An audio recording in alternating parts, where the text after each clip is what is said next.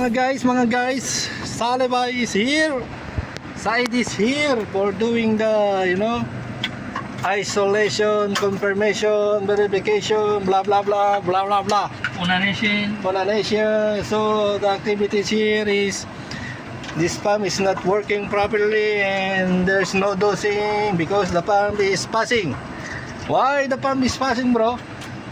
Yeah. So what is the cause? What is the root cause of passing? There's no oil, Leak oil.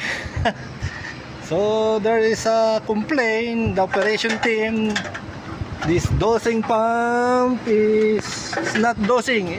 It means not pumping. There's no pressure, nothing at all. So when we double check, we found it. The suction and discharge NRV is passing. Why? Maybe because of this chemical is dirty or the NRV ball is dirty, so that's why it's passing. No. So that issue we need to rectify. Okay, bro? Okay, sir. Okay, sir. Okay, sir. So once you finish for your isolation, so we will proceed to that activities. Sahe Yes. po nani. Okay, let's G. Said, this is our new team. Number Hello. 1, Rakam Wahid Said from Niswa Habibi. Royal family. and Royal family. And this guy, Royal family. and this guy from Miskin family or from Sikin family. Main like gentry.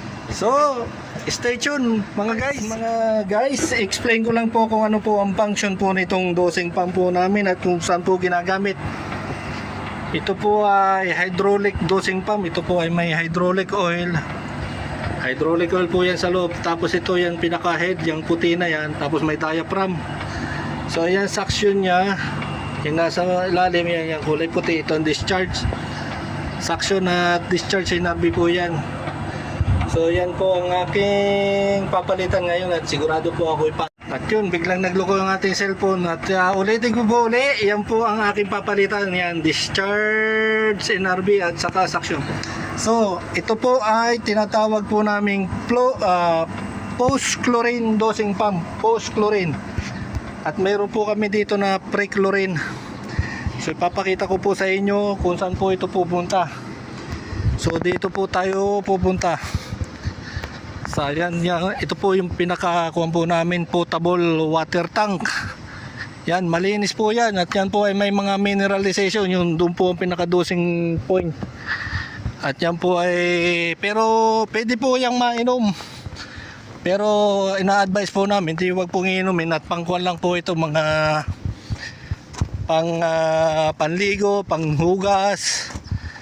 So ito po ay ibinabato po namin sa labas, yung tubig na yan. Ginagamit po yan sa planta ng sa CPF, Central Processing Plant. At sa mga kampo, sa mga office po rito ng aming kliyente, yan dyan. So dito po natin makikita, dito po ay mayroon pong pinaka yan, chlorine analyzer. So yan po, mini-maintain po namin yan. So now, ngayon po ay 05556. So kanina po ay bagsak po ang kuwan yan, ang ppm nung chlorine. Dahil nga po nagloko yung dosing pump. So ito po yung injection point niya. Yan, ine-injekan po ito ng chlorine. So mayroon po yung chlorine para yung tubig po ay matanggal po yung bakterya. Sa dito po may inject din po ito na chlorine, pero kuwan lang po yan, yung pinaka minimum lang po siya, minimum ika nga. So ayun mga guys, at yan lang po yung ating konting paliwanag. At sana kung kayo po ay related sa mga ganitong planta, trabaho, ay sigurado makukuha po ninyo yan. Yan po, may chlorine po kami yan. Yan po ang gamit. So ngayon ay pupokus na po ako doon sa pagpapalit ng tawag dito ng NRV. At maya maya ay tetestingin natin kung wala po siyang passing. So ipapakita ko po itong isang bomba na natakbo rito para magkaroon po kayo ng idea bakit hindi po siya nagkukan. May makikita po ninyo mga guys, yan po ang pressure. Maabot po siya ng 6.5 bars. So ito po yung aming calibration dyan. Makikita po namin dyan kung nagdo-dosing. Ito kanina ay kanina tinesting ko po ay talagang may pressure din po siya. Tapos kapag sinarado nyo yung di halimbawa tumakbo na po yan, may pressure siya na 4 bars at pinapapatay ninyo ito, pinaswitch off nyo po ito sa SCADA, ang pressure niya po ay hindi po nag-hold. So ibig sabihin po hindi po niya ma-hold dito yung pressure. Ibig sabihin na dito po yung passing niya, parang naglilik, tumatagas po siya dyan, bumabagsak po yung pressure. So yan po ang problema. At isa pa ang pagto-trouble namin dito ay gagawin po namin, halimbawa ipipressurize po namin yan, tapos isasarado namin yung pressurize, papatayin yung i-off yung bomba, tapos sarado namin yung discharge valve. So titingnan namin kung hindi po siya babagsak yung pressure, kaso bumabagsak pa rin siya. Ibig sabihin po talagang may quench po siya rito, passing. Itong isa ay nahuhold niya yung pressure, kaya okay pang condition na itong isa na to. So yun mga guys, ang konting paliwanag at maya maya bakbakan na to. Hinintay ko lang sa ito, umpisahan ko na po at okay na po yung ating mga dokumento, permit at permado na. So magpapalipas lang ako ng oras dito. So umpisahan ko na to. So let's G. Si Sally pinalis ko muna ron at sabi ko dun muna siya, doon muna siya magantambay at di ko siya kailangan. Maya maya ko na lang siya tatawagin kapag kailangan ko. Okay po, ito una natin tatanggalin yung mga bolt na yan at saka yung connection doon, dalawa. So pull out natin, tapos yung NRB na. So kailangan nating paspasan na to para matapos na tayo madali. So let's G.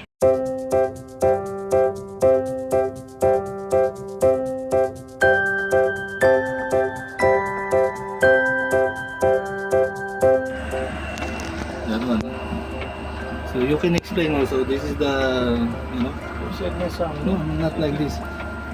No, there's sound now. This is not hyperlapse, huh? So this guy is the NRB. This is the discharge NRB. We will remove it now. Okay.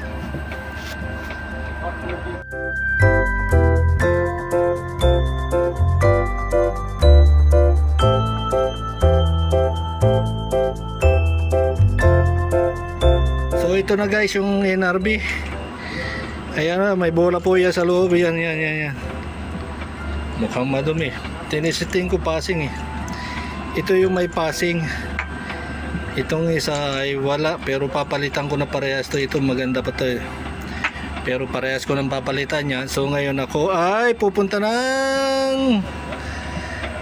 ako doon sa store at hahanap ako nito. So let's G na tayo nito. No, mga guys, ay tapos na may break time, tapos na rin kami magkuhan. So ngayon po ay ini-energize na po namin to at napalitan ko na rin po ng valve ng NRB suction at discharge. So magte-testing na po kami. So andito po ang ating partner si Ibrahim. Yeah, how are you? Ibrahim, please give me some so isasarado ko po itong discharge dito. At titingnan ko kung magpunta po yung kanyang pressure yan.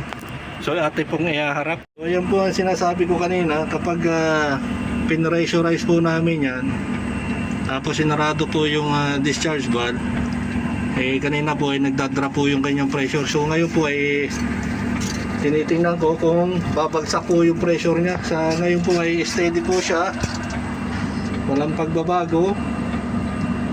So yan, so ibig sabihin po naho-hold po yung dito, yung pressure sa NRB sa discharge at sa suction, hindi po siya nagkaroon ng passing.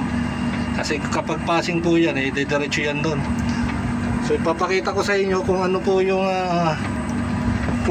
mga nasa loob nitong NRB. So may tinanggal po ako dyan, dalawang bola o parang holen. So ipapakita ko po sa inyo mga guys, para kayo po ay magkaroon ng idea. So let's G tayo. So ito mga guys ang aking pinalitan. Yan lang oh.